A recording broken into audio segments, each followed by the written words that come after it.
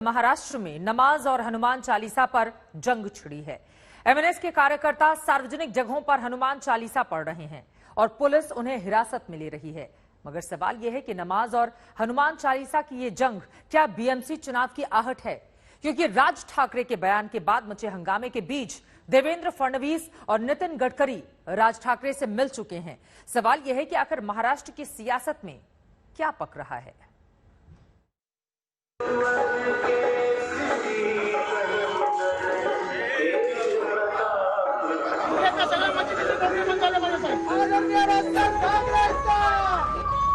महाराष्ट्र में हनुमान जी किसकी लंका जलाएंगे, भीम रूप धरकर किसका संहार करेंगे, किसके काज संवारेंगे, किसके लिए संजीवनी लाएंगे और किसे हर्षाएंगे, क्योंकि यहाँ तो बखेड़ा बड़ा है। सार्वजनिक जगहों पर महाराष्ट्र नवनिर्माण सेना के कार्यकर्ता ऐसे ही हनुमान चालीसा का पाठ पढ़ रहे हैं। ये कुर्ला की तस्वीरें हैं। यहाँ एमएनएस कार्यकर्ताओं ने हनुमान चालीसा पढ़ी तो पुलिस ने इन्हें उठा लिया।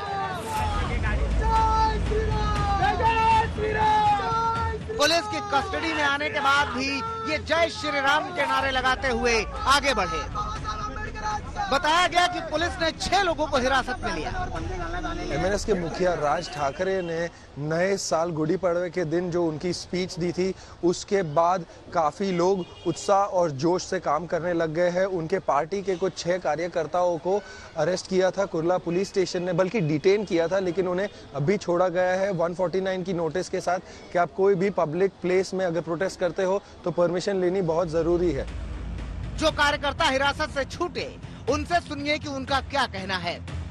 जो कोई भी बातें कही है, विरोधकों के पेट में हमारा तीर जो है वो बराबर लग चुका है और हमें पता नहीं, ये आंदोलन हमने डिसाइड नहीं था, परंतु आदरणीय राज साहब ठाकरे का हमें सूचना था। यह हमारे जो कार्यक्रम का स्वरूप था वो थोड़ा अलग था। पुलिस स्टेशन को ये खबर लिखती कैसे है, हमारा आंदोलन करने के पीछे दबाव कैसा आता है, हम लोग ने आज देखा है। लोकशाही कशी असते ना, लोकशाही ही इंग्लैंड मधनं बघा। पिछले कई बरस से महाराष्ट्र की सियासत से करीब गायब हो गई एमएनएस के मुखिया राज ठाकरे गुड़ी पाड़वा के दिन एकाएक प्रकट हुए और उन्होंने अपने कार्यकर्ताओं में जोश भर दिया, ये कहकर कि मस्जिद में लगे स्पीकर्स की आवाज कम न की गई तो एमएनएस के कार्यकर्ता जगह जगह हनुमान चालीसा का पाठ करेंगे। राज ठाकरे का सिर्फ इतना कहना था कि एमएनएस के कार्यकर्ता निकल पड़े हनुमान चालीसा का पाठ करने, लेकिन ये सब इतना सरल नहीं है जितना दिख रहा है। तो अब इस मंदिर, मस्जिद, अजान और हनुमान चालीसा से आगे बढ़िए और इनसाइड स्टोरी जान लीजिए, क्योंकि कल देर रात एमएनएस प्रमुख राज ठाकरे से केंद्रीय मंत्री नितिन गडकरी ने मुलाकात की थी। गडकरी से पहले महाराष्ट्र के पूर्व मुख्यमंत्री देवेंद्र फडणवीस ने उनसे मुलाकात की थी।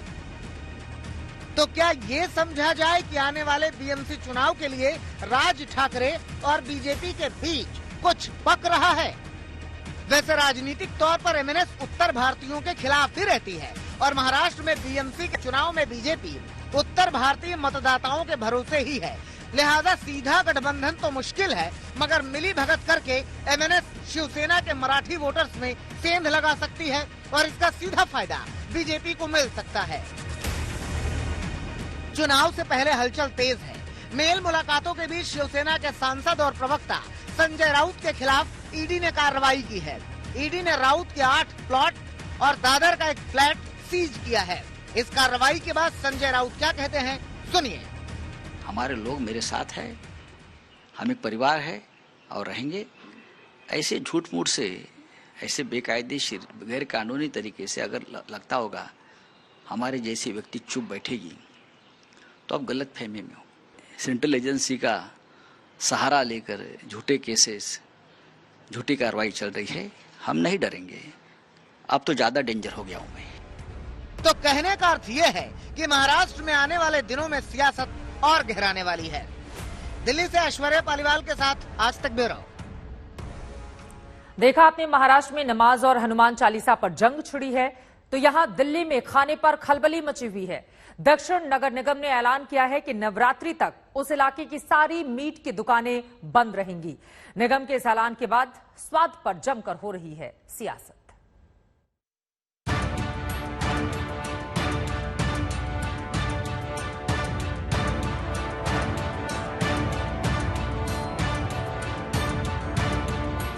किसी को नल्ली निहारी पसंद आती है तो किसी को पसंद आते हैं लजीज कबाब। कोई दीवाना होता है चिकन दो प्याजे का तो बिरयानी देखकर किसी के मुंह में आता है पानी। मगर कुछ लोग ऐसे भी हैं जो पालक की सब्जी और मेथी के पराठे में ही दुनिया जहान का सुख उठा लेते हैं। सरसों का साग और मूली की भुजिया उनका दिन बना देती है। कहने का अर्थ सिर्फ इतना है कि स्वाद एक जातीय मसला है। स्वाद का धर्म से क्या लेना देना, स्वाद का सियासत से क्या लेना देना। मगर ठहरिए जनाब, लेना देना है। अगर लेना देना नहीं होता तो दक्षिणी दिल्ली नगर निगम क्षेत्र में नवरात्रि तक मांस की दुकानें बंद करने के आदेश ना दे दिए गए होते, और आदेश ना दे दिए गए होते तो खाने पर इतने अफसाने न बन रहे होते। ये पाक महीना है, इसमें लोग रमजान भी है, इसमें नवरात्रे भी है, माँ दुर्गा के रूप भी हैं। तो हमने ये फैसला लिया है कि जब हम लहसुन प्याज नहीं खाते तो नवरात्रों के दौरान में दिल्ली के अंदर हमारी साउथ एमसीडी में कोई भी मीट शॉप पे काम नहीं होगा, कोई मीट शॉप नहीं खुलेगा। धर्म के ध्वजाधारियों को खाना पानी से परेशानी हो जाती है तो विवाद का बढ़ना लाजमी हो जाता है। सवाल भी उठने लाजमी है कि बहुत सारे लोग जो नवरात्रि में भी नॉनवेज खाते हैं उनकी आजादी छीनने का अधिकार किसके पास है। मगर इन सवालों के बरक्स मांस की दुकानों को बंद करने वालों के भी तो अपने तर्क हैं। मैं साउथ एमसीडी द्वारा इस उठाए गए कदम का पुरजोर स्वागत करता हूं और मैं चाहता हूं कि तीनों नगर निगम इसको लागू करें, पूरे दिल्ली एनसीआर और नहीं पूरा देश इसको लागू करे। नवरात्रि मेरी है, मैं तय करूं मेरा क्या खाना है। मैं दूसरे के ऊपर नहीं जबरदस्ती कर सकता हूं। हाँ, मंदिरों के सामने कहीं नजदीक हो तो बोल सकते जरा भाई दूर करो, यहाँ नहीं करो, लेकिन ये नहीं, ये हमारा काम नहीं है। ये कोई धर्म नहीं बताता कि दूसरा क्या खाए। हालांकि मीट की दुकानों को बंद करने को लेकर निगम की जमकर लानत मलानत हो रही है, मगर सवाल ये है कि खाने पीने के अधिकार पर धर्म का वरक क्यों चढ़ाया जा रहा है। चंद रोज पहले गाजियाबाद में भी ऐसा ही फैसला लिया गया था, जिसे बाद में प्रशासन ने वापस ले लिया। अब देखना यह है कि खाने पर मचे इस हंगामे के बाद दक्षिणी नगर निगम क्या फैसला लेती है। आज तक ब्यूरो।